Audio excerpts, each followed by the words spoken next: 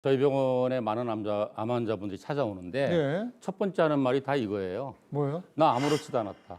아무 증상이 없었는데요, 선생님. 안 아팠는데요, 맞습니다. 이러죠. 예, 나 뭐 병원에 가본 적도 없었는데 갑자기 건강검진하니까 뭐 폐암 말기랜다.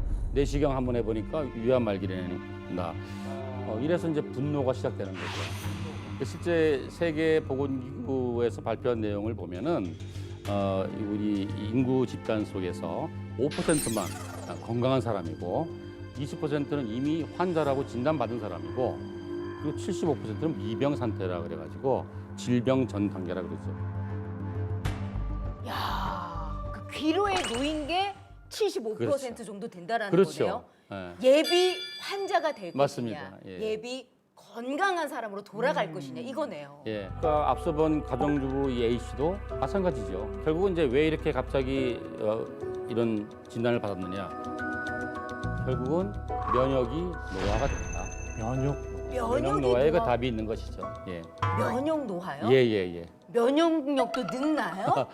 혹시 그거 아세요? 우리 몸에 있는 장기 중에서 네. 나이가 들면 없어지는 장기가 있어요. 나이가 들면 장기가 없어져요? 예. 노화가 되는 게는 아예 없어져요. 없어진다? 무슨 장기? 장기 중에서? 예. 야, 이거 잠깐만. 맞춰보세요. 내 몸에서 장기? 그 없어지는 장기가 도대체 뭐죠? 바로 이제 흉선이라고 하는 건데. 흉선? 예, 가슴샘이라고. 아, 그 가슴 가운데 있는 면역 물질을 모아놓는 만드는 그런 기관이 있어요. 근데 이게 이제 20세 이후가 되면 급격히 퇴화가 되면서 성인이 되면 거의 이 기관 자체가 없어져 버립니다. 아, 그래요. 처음 들어봐요. 흉선이 없어지는군요. 예. 모든 장기가 다 나이가 들면 노화되듯이 우리의 면역 시스템도 노화가 되는데 이 문제는 이제 그 노화라는 게 꼭 나이가 많이 들어서 노화가 더 일어나는 건 아니죠. 이 면역 시스템도 우리의 또 생활 습관, 가장 중요한 게 먹거리겠죠. 뭘 먹느냐, 24시간 내 몸을 영향을 주는 건 먹거리니까. 또 어떤 환경 속에 노출돼 있느냐. 또 뭐 예를 들면 누구나 스트레스를 받잖아요. 네. 이 스트레스를 어떻게 건강하게 처리해 가느냐에 따라서 같은 나이라도 면역의 노화는 다 다를 수 있습니다.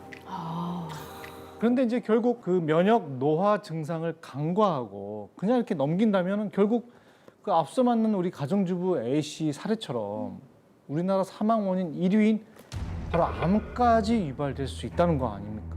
무서워요. 그렇습니다. 네, 실제 우리나라 암 환자는 이제 매년 증가하고 있어요. 그래서 네네. 그 제가 처음 암요양병원 할 때는 매년 생기는 신규 암 환자가 10만 명 단위였어요. 네. 지금은 2년 전 통계를 보면 거의 30만 명 정도 되고 3배나. 캔서 서바이벌하고 암을 진단받고 살아있는 생존자들이 거의 뭐 고혈압 환자 정도 150만 명을 상회한다고 돼 있어요. 그래서 10년 사이에 2배 반 정도, 2.5배 이상의 가파른 증가세를 보이고 있습니다. 와. 저희 병원 주로 암 환자분들이 오시는데 이분들 혈액 검사를 해보면 대부분 면역력이 또는 면역력의 활성도가 굉장히 낮아 있어요. 암 환자를 치료하는 저희 입장에서도 어떻게 하면 이 환자들의 면역력을 높일까 여기에다가 주안점을 두고 치료하고 있습니다.